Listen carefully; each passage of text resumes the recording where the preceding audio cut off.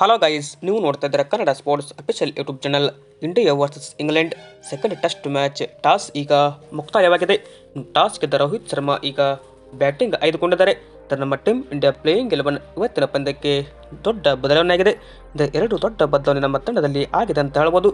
ನಮ್ಮ ತಂಡದ ಪ್ಲೇಯಿಂಗ್ 11 ಯಾವ ರೀತಿಯಾಗಿದೆ ಅಂತ ನೋಡೋದಾದ್ರೆ, ರೋಹಿತ್ ಶರ್ಮಾ ಎಂದಿನಂತೆ ಕ್ಯಾಪ್ಟನ್ ಆದರೆ ಅವ್ರ ಜೊತೆ ಇನ್ನಿಂಗ್ಸ್ ಆರಂಭಿಸೋರು ಯಶಸ್ವಿ ಜೈಸ್ವಾಲ್, 3ನೇ ಕ್ರಮಾಂಕದಲ್ಲಿ ಶುಭ್ಮನ್ ಗಿಲ್, 4ನೇ ಕ್ರಮಾಂಕದಲ್ಲಿ ಶ್ರೇಯಸ್ ಅಯ್ಯರ್, 5ನೇ ಕ್ರಮಾಂಕದಲ್ಲಿ ಡೆಬ್ಯೂ ಆಟಗಾರನಾಗಿ RCB ಆಟಗಾರ ರಜತ್ ಪಾಟಿದಾರ್ ಎಂಟ್ರಿ ಕೊಟ್ಟಿದ್ದಾರೆ.